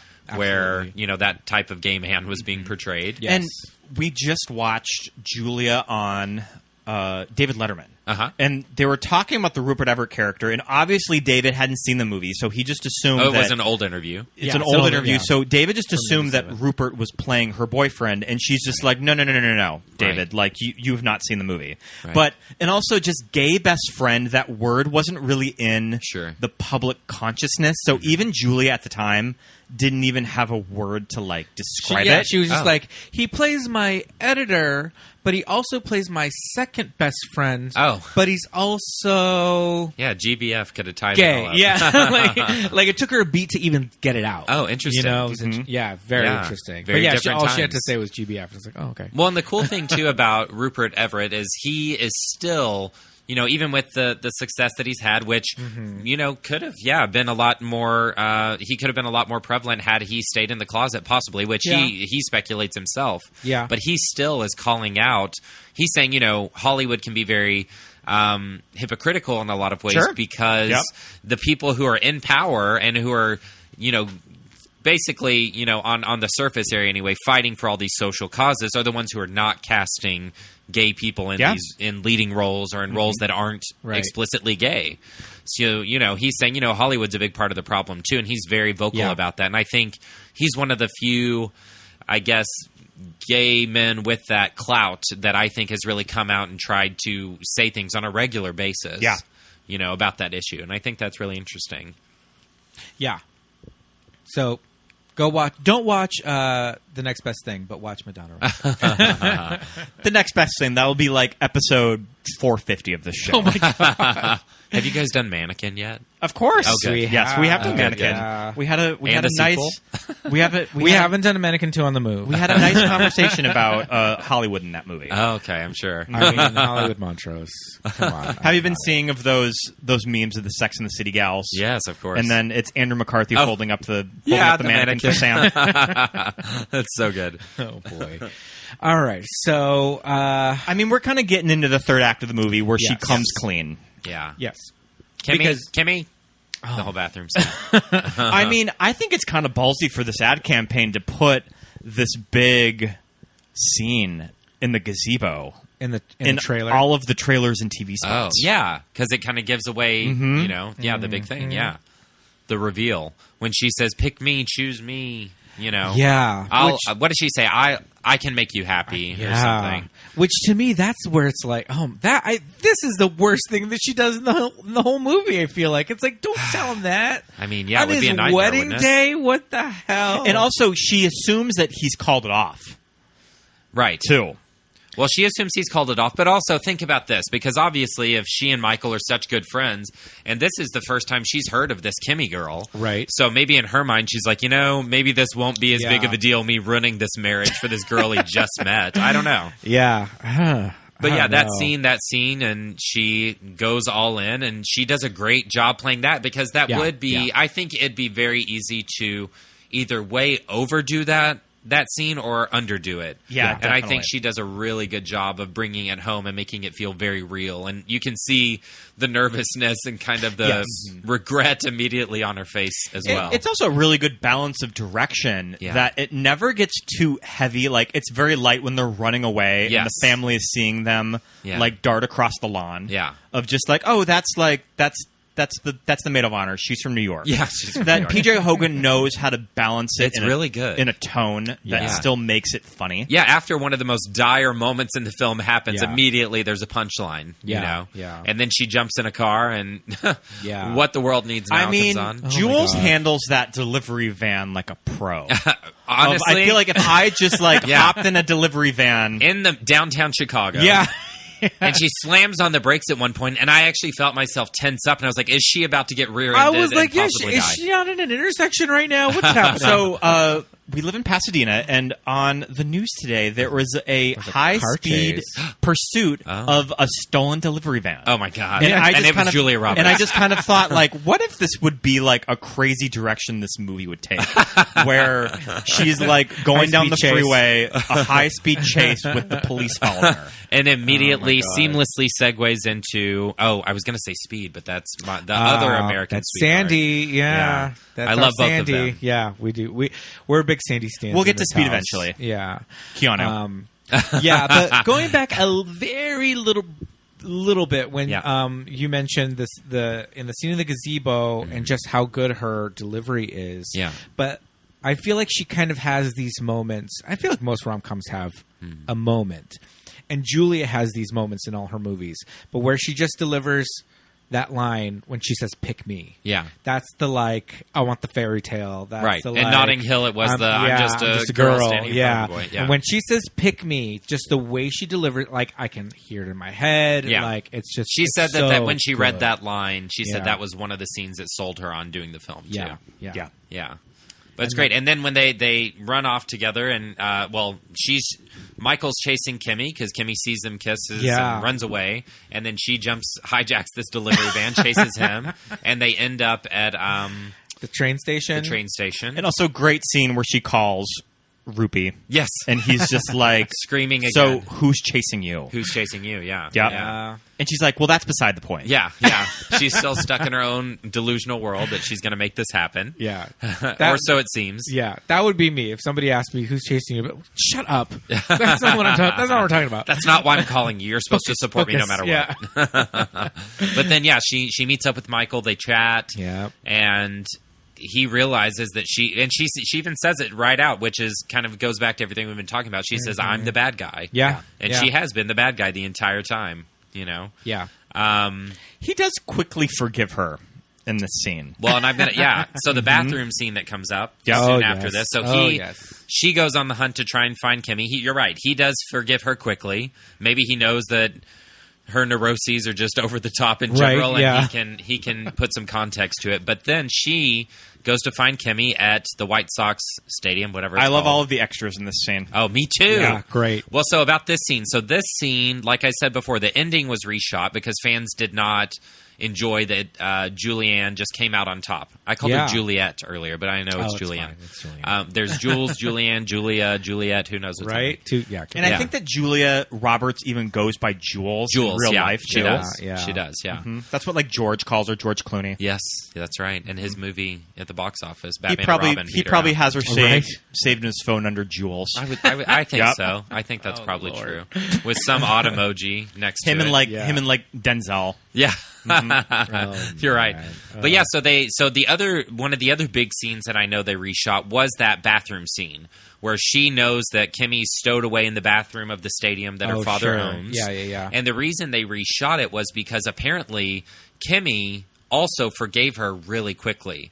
And, in this scene, they kind of have this – it almost looks like there's going to be a cat fight situation. Yeah. And all the crowd is kind of egging on, something horrible to happen when she's like, you kissed him on my wedding day. And the whole crowd's like, ooh, yeah, girl. So coming out of the stalls. Yeah, but apparently in the initial cut of the film – Cammie just kind of forgave her right away, and I think this was a much smarter way to do that because the audiences didn't expand Julia's little monologue in that scene. Yes, where she sort of just states out everything awful that she's done. Yeah, she's sure. Like, you're right. I kissed him. I tried to steal him, and she kind of pours her soul out and everything, and then she says, "You won." You know? And I think her admitting the guilt rather than just apologizing and that being accepted was something that got audiences back on board. Yeah. Rather than Cammie just saying, "Okay, well, see you at the wedding tonight." Right? Yeah.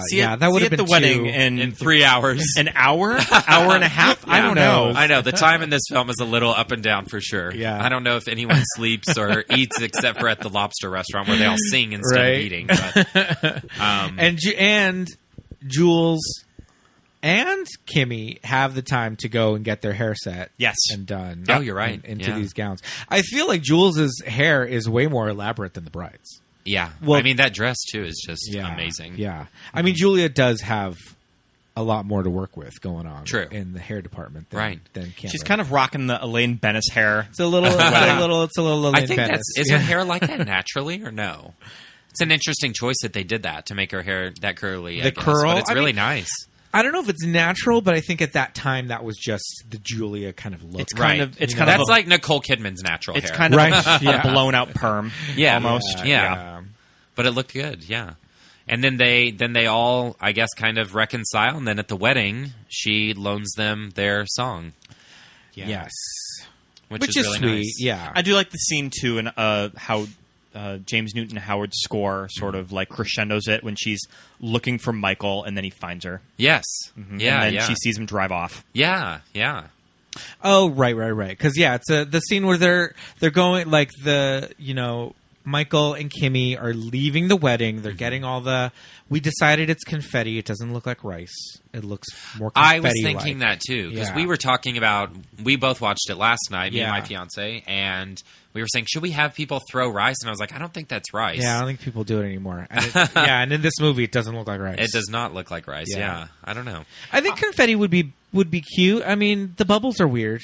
Bubbles. I also love a good old fashioned wedding ceremony. We've been to a few where you like wish the wish the couple goodbye. Yeah. I like And that. then We they talked just about that. leave. Like Yeah. in Father of the Bride, Yes. right? Yeah, Where yeah. she comes down the stairs, she throws the bouquet, and then she goes off into the car for the honeymoon. Yeah. And in I like Steel that. Magnolias, they leave. Yeah. They yeah. leave the reception.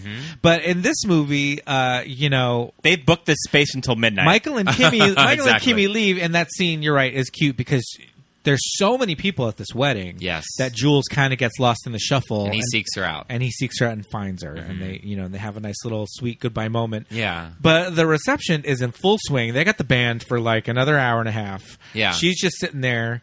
But before we get into that part, Yeah. too, even when he does tell her bye, as he's walking away, again, you can still see the pain on her face. Oh, yeah. You know? Yeah. So even though it's a comedy, it's like, it's almost like it's a comedic tragedy. She suffered defeat. Yes. But Yeah. and she's taking it and she's rolling with it. Yeah. But then the band strikes up again at the end and she's enjoying herself. That tablescape Not eating that cake. on that table that she's sitting on. Why? Holy What is it? I shit. don't remember. It's just busy. It's just Is it? like there's a Busy. lot going on. Like that is probably $500 worth But of I think stuff on that florals table. and everything else. I think they're also just trying to make it look like it's the end of the night too, because there's a lot of like Glasses crystal, and- there's glasses, half empty glasses, Right. flowers all over the place, but it is very busy. Right. Interesting. Yeah, And we get to all of the reshot Rupert scenes. Yes. Where he calls her on the phone. And he starts describing he's clearly in the space and Yeah. watching her from afar, unbeknownst to her. Yeah. And saying she says something like, "Oh, you're probably drumming your fingers on the tabletop nervously and not touching your cake. yeah. wearing your lavender dress." And she says, "I didn't tell you my dress was lavender." And it's a really cool scene that he's there. He comes back around to support her, which Yeah. was really due to the fans wanting to Yep. see more of his character. Yeah, And your leading lady ends up with her gay best friend. Yeah. And they have a nice dance. And he says, there may not be sex, but by God, there will be dancing, which I think is a pretty great line to go out on, you know? yeah. It's one of those weddings though where even Rupert Everett as a guest, tuxedo. Full tuxed. Yeah. like they're going to the Golden Globes. This is a black tie wedding. Well, look at all the other waspy people he's hanging Yeah. out with in his free time. He Yeah. probably has 3 or 4 in his closet. Absolutely. Freshly pressed and ready to go for any Yes. occasion in New York. And I mean, and she's in her Fritz Bernays, so it's gotta look good up against It works. the tux. It works. So this leads us into, I think that when they did the EW 20-year reunion of this with Yep. all of the cast, they did talk about sequel ideas that I don't even think that scripts were even written. I think it was more just discussions. Yeah, And I know you're that right. one of them was this character was going to get married. The Rupert Everett character. Yes, and Yep. that was going to be a feature film, I think. Yeah. So the idea was that they were going to try to finagle away and bring back the whole cast with the Rupert Everett character getting married. But I think that they, based on something I read, they just said that it kind of seemed a little too contrived. A little too contrived, and Sure. probably both Julia and Cameron's schedules at the time. Yeah. Probably when this would have shot in the early 2000s. Like you But probably would George been able to get married in the early 2000s? yeah, you would it have been able to get it would have civil had to be like a- unions. like a civil union. Yeah. How the times have changed. But then also at some point, I think that idea came a few years after what I'm about to say, which was I read something also saying that there was kind of murmurings of a TV series that was going to follow Julianne and Michael's lives after this wedding. Would it have been like a Okay. sitcom? I think so. I think that's kind of what the idea was. Not that I think Julia Roberts would have signed on to No, a TV series at They the would time. have. It would have been like Katherine Heigl or Oh, somebody. God. Yeah. Who played Reba's daughter? Joanna Garcia. Joanna Garcia. Yeah. Yep. Both Yeah, of them are too young. I don't think either. It would have been. Neither one of them. It would have been a fun concept, I guess, though. Sure. But Yeah. I don't know that without the same talent that it would have held up. No, yeah, You know? it would have been. It would have been a sitcom based on a movie. Where, Yeah. in those situations where they just get sitcom actors, and it would have. Well, and probably not when lasted. Will and Grace came out, that probably scrubbed it. Sure. You know? Yeah, because that We sort of filled that void. yeah. In the cultural zeitgeist. Is PJ Hogan? Is it PJ? Right? Yeah. Yep. Yeah. Is PJ Hogan gay? I believe that PJ Hogan is straight, and Okay. he is married to Jocelyn Wildenstein. Moorhead. Oh, darn. Like Agnes Moorehead? Let me confirm Could this. work too. Both of them are good. I like Jocelyn Wildenstein, or if she's Agnes Moorehead's Niece. grand niece. PJ Hogan is straight and is married to the movie director Jocelyn Moorhouse. Moorhouse. Interesting. Oh, Okay. Jocelyn Moorhouse, you might remember her. She did The Dressmaker. Oh, wow. I Kate love Winslet. that movie. Yeah. She did. Have you guys done that movie? No, I love the. not yet, I but- love I would Judy. love to come back and do good. that. I with love someone. Yeah. Judy Davis in The Dressmaker. Oh though. my God, Judy, yeah. Also, the Peter Pan live action. Yes. That, movie. wait, she did that one? I thought he Or he directed did No, that. he did. But Yes, I well, love also, that movie, she, too. She produces all of his stuff. Oh, okay. Okay, that's there you that's go. how Got There it. you that's how go. they're connected with Peter Pan is that she Yeah. produced Oh. it. Yeah, That's a great movie, too. Also, is. James It's- Newton Howard. Yeah, it's a good adaptation. Whatever of that happened to material. Jeremy Sumter? Whatever happened to that one? You never see. I could tell you some things, but Oh, yeah, that'll be probably not on the podcast. just a bunch of B movies. All right. Yeah, I think he's difficult. Sure. Is all I'll say. All right. Fair Just enough. based on things I've seen in Is it- person a couple times. Is it like the guy that was in Magic Mike and I Am Number 4? Is yes. it like Alex Pettifor? Alex Pettifor, yeah. Sure. That's right. Of I how think so. he pretty much doesn't get work anymore because he's a huge pain in the ass. Yeah. himself out of I it. think he got a little too big for his britches too early on. Yeah. Sure. Yeah. Oh well, but yeah, PJ Hogan does have some very queer sensibilities in his movies. Yeah, that, yeah. you Well, know- I mean, a lot of the stuff that he does is universal, Yes. which I think is great. He can appeal to males and females in a lot of Yeah. different ways, which is really nice. Yeah, It's not just a explosions and yeah. He's not a one trick pony anyway. Yeah, which is great. For sure. Yeah, man. I wonder if like Will and Grace had in like an alternate universe where Will and Grace doesn't get picked up. Is Deborah Messing jumping in and playing Jules in the well, and also it's series. probably the success of this movie had inspired NBC to greenlight it too. Yeah. Even if it hadn't been conceptualized yet, I'm sure that those two writers are like, oh, we need to do something similar to this because it's a hit. Yeah. Yeah, I had never put that together, but What's it that? makes perfect sense. Yeah, that like that's just the timing of Will and Grace, sure. and like how that got on the air like at that time because I feel like it was like the late '90s progressive, but still I don't know. It's a full on sitcom where one of the main characters is a homo. Yeah, so two of them really. Yeah, And Jack really, as well, yeah. And this movie probably definitely had. Some influence for sure. The success of it anyway. I'm sure the box office when NBC saw it, they were just like, "Oh, we could cash in a little bit here." I'm always very curious of how close Julia was to that Oscar nomination for '97 because I feel like there was room in the category. I think this film got snubbed across the board in a lot. I mean, of ways, it got best score, but I mean, Right. it got a handful of Globes. I was going to say, did she get a nomination? It got two acting nominations for the Globes for both Julia and Rupert. Okay.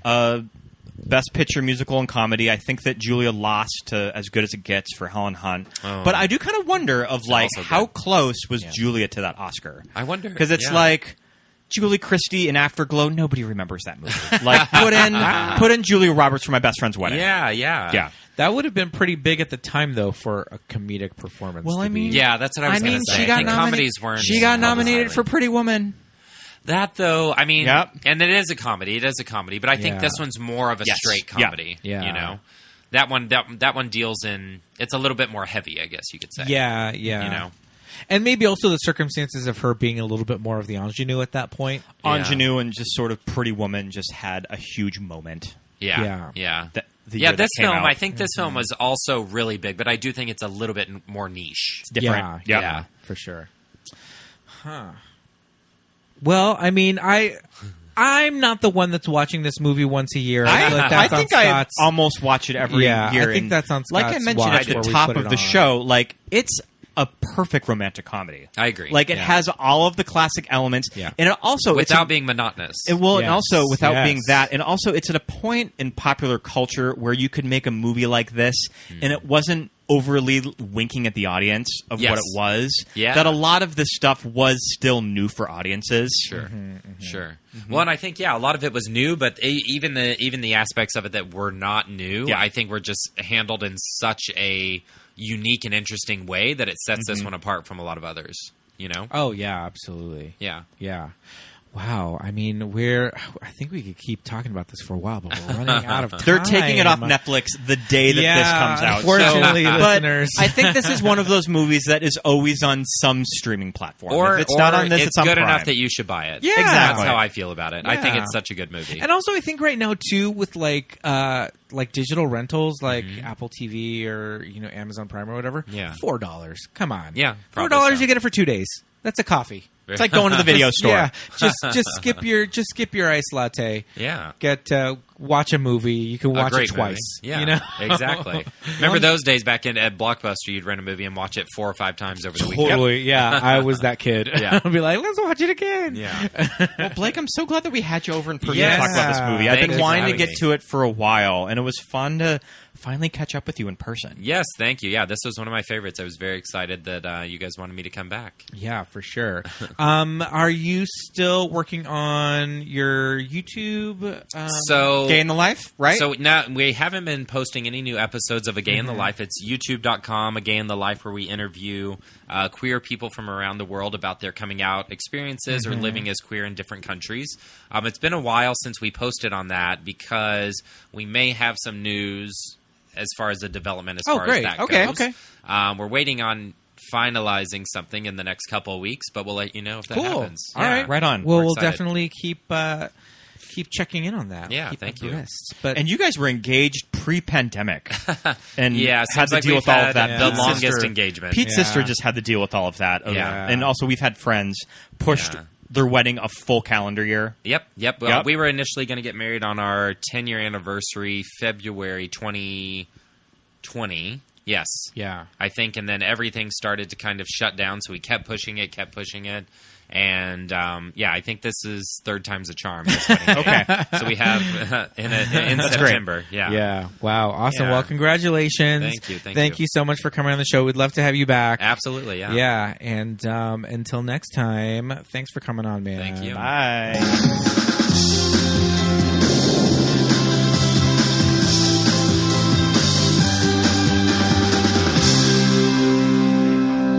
And thank you so much for listening, everybody. Thanks so much. Fun episode. Yay, another fun one in the hopper. As always, we want to give some special shout-outs Patreon shout-outs? listeners and to our patrons. Head on over to patreon.com/movies that made us gay for some excellent content, and you can get a shout-out just like our pals Amy, Leighton, Shelby, Merle, Jacob, Michael, Charlie, Heather, Muffy, Paul, Jamie, Drew, Jimmy, Genevieve, Dawn, Josh, Emma, Millie, Aaron, Melinda and Jim, Jessica, John, Nick, and Shannon, Christine, and Rufino. Thank you guys so much for being our patrons. Thanks, guys. Yes, indeed. We just put up a commentary track for one of my favorite horror movies from the 80s, Return of the Living Dead. It was a fun one. Very fun movie. And we just found out All of the Twilight movies were added to Netflix. yes, indeed. And I have a big old soft spot for all of the Twilight movies. So Yeah. I think that we'll at least do the first one. I think Twilight #1 will definitely... That'll be a fun watch. Yeah, that'll definitely be a commentary track. So if you're a Twihard... That's probably going to be like early August. Yes, check out the Patreon feed. You might get a Twilight commentary track, so that's lots of fun. So that's over on patreon.com/movies that made us gay. We would also love it if you would rate, review, and subscribe. Give on us 5 Apple stars, Podcasts. please. Smash those stars Yes, right. Indeed. Give us 5 stars. And also write us a review. If you write us a good review, we will read it on the air. Also, write a review, take a screenshot, post it in your story, or just DM it to us, and we will put it in our stories on Instagram. We'll, repost all that fun stuff, and we'll read it on the air. So that's always fun. So we love those reviews and 5-star ratings. So that's on Apple Podcasts. You can find us on our socials, Facebook and Instagram at Movies That Made Us Gay. And MTMUG Pod on Twitter. Yes, indeed. You can find us, our personal socials. My name is Pete. I am at Peter Lasagna on Instagram and Twitter. I'm Oscar Scott on Twitter, Scott Youngballer on Instagram, and just Scott Youngbauer on Letterboxd. See what I'm watching. Yes, indeed. We have to. We'll create a Letterboxd just for the podcast. I've been all about reading Letterboxd reviews. Yes, they're very funny. I've They're been wild. following a podcast of just Wild. random thoughts of people on Letterboxd, and they always make me laugh. yes. Inappropriate Letterboxd reviews. Very fun. You should check it out. But go find us on Letterboxd. But yeah, we'll probably make a Letterboxd account just for the show. Where we talk about all the movies that we've done. That'll be an undertaking since we've done 110. That's wild. That's wild. 110 episodes, you guys. Thank you so much for listening all this time. Thank you so much for listening to this episode. And until next time, we'll see you next week, everybody. Bye. Bye.